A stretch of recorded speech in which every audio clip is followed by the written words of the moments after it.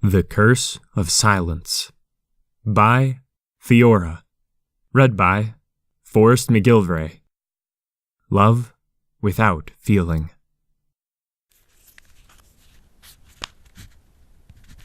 I don't know who will find this journal or when.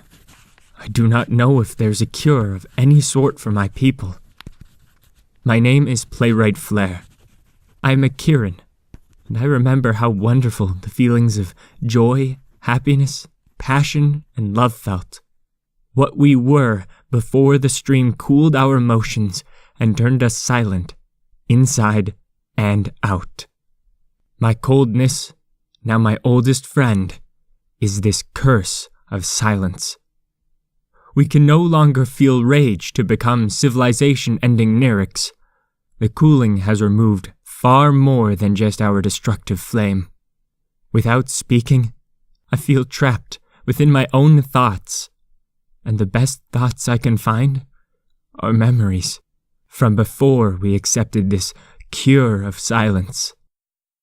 My husband just came in. The only sound is the door closing. The yearning of my heart flares to feel his embrace, the desire to run to him and wrap my hooves around him while he strokes my mane, something we did before the silencing our leader demanded. Yet here I am, writing this with but a simple nod to him and an exasperated silent sigh. My body no longer able to even make the sound of exhaling air in emotional release. While my heart makes demands, I feel the coolness run through me. It drives the warmth of love from me and chills me inside and out. To cool that passion, to seek out a simple joy. I remember what it was like to see him come in, to passionately embrace the stallion I love, to feel his breath upon my neck, to sense his powerful muscles around me being as gentle as possible. The warmth coursing into me from him both physically and emotionally, while my own caresses and sweet soft heat push back into his chest. Yet now, the chill inside is silencing my heart. This chilling quiet is more destructive than the embrace of death. Yet here I am, unable to do more than nod in his direction. Autumn Blaze spoke and attempted to sing to us all. She shattered the curse of silence, and for that was given a sentence worse than death, to be alone forever. I cannot decide which form of cancer grows faster, truly being alone or feeling like I am a void in a room full of Kirin. I want to talk with all of them again. The seed my memories leave cause a tear to well up in my eye. To speak would make all look upon me, declare me a fool just to save themselves, and remain within this torment and agony. They would declare they do not know me and cast me out, if only to stay within the curse of silence. They would rather be caged than risk burning with passion once more. Our fate of hollowness is far worse than the Grim Reaper's scythe could ever be. If only they could hear the words I write with such fire and passion, no one could deny my teaching. I would stretch out my hooves to them and embrace them, if only to reach their sheltered minds. We continue within this existence, and yet even now, as my husband comes back, he sees my mind fighting to win, my heart screaming and raging to be heard. All I can do is let a single tear drop upon this piece of paper. Like a silent raindrop, it falls to grace my work with the only bit of emotion I can express beyond the words I write. All he can do is look upon me with concern. He is as crippled as I am. Together, we are more alone than in a room without each other. There is no embrace at night. There is no reaching each other that we might save ourselves from this. Any feeling of true love is suppressed by the utter coldness of the curse of silence. Our leader's wisdom may have saved our village from our rage, but her arrogance has doomed all of our souls such that I would rather seek death than stay in this state of being. I want to speak to him. I want him to hear me. Instead, all we hear is the moving of my quill and the teardrops upon the paper. They are like a pin drop upon a hearth's warming night. I want us to listen to each other, softly holding one another, heads laid upon pillows of feathers. Whispering sweet nothings to each other again would simply be divine. My soul can only take so much as I look from him to my letter opener. Would he even notice if I were gone?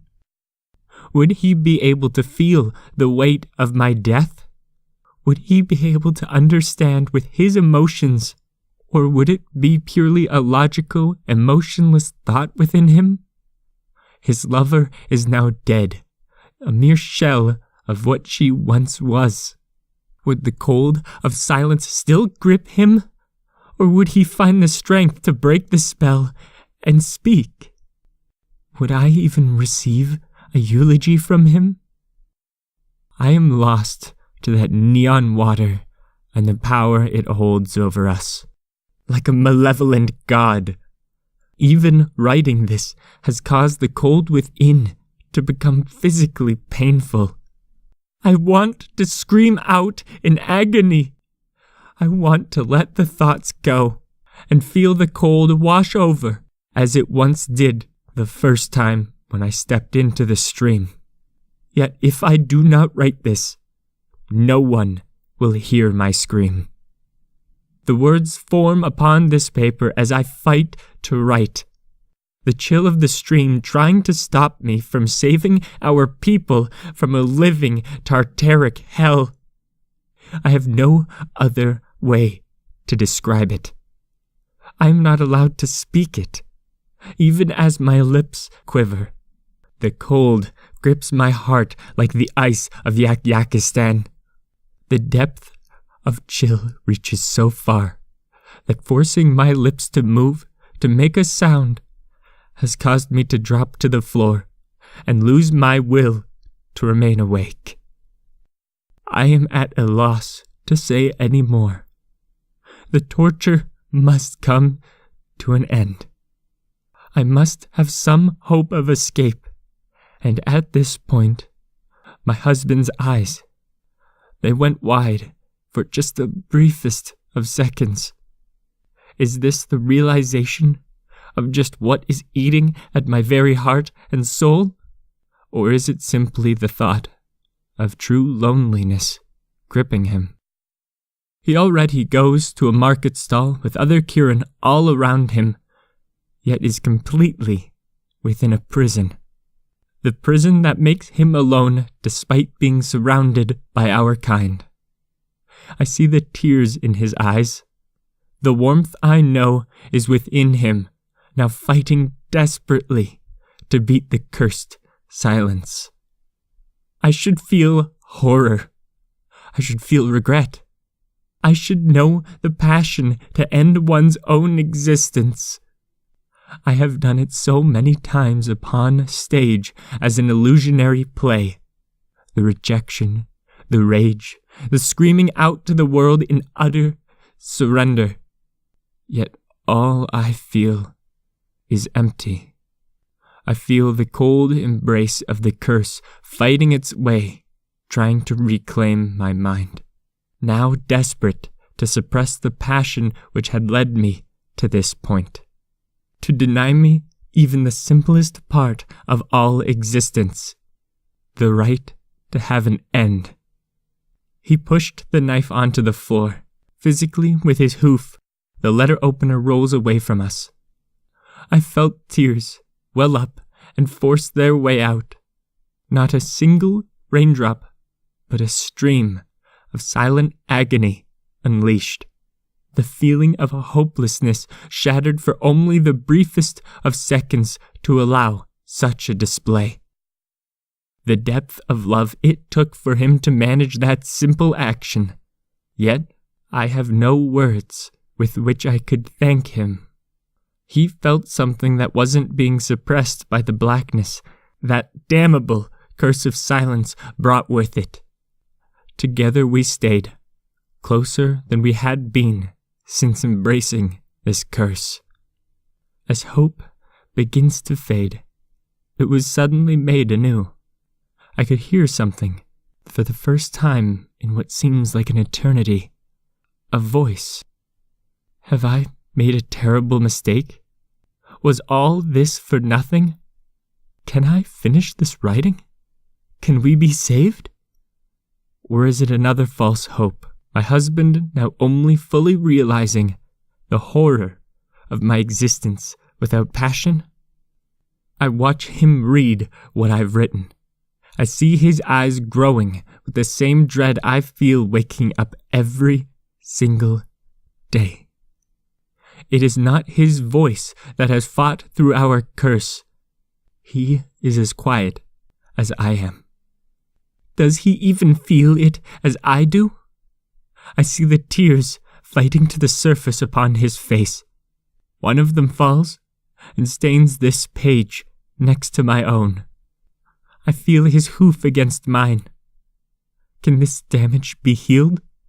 Body or soul? The voice rings out louder in Ponish. If y'all have a friendship problem, we're here to solve it. I cannot recognize that accent as my strength resist the numbing grip fades. The coldness in my heart spreads through my body.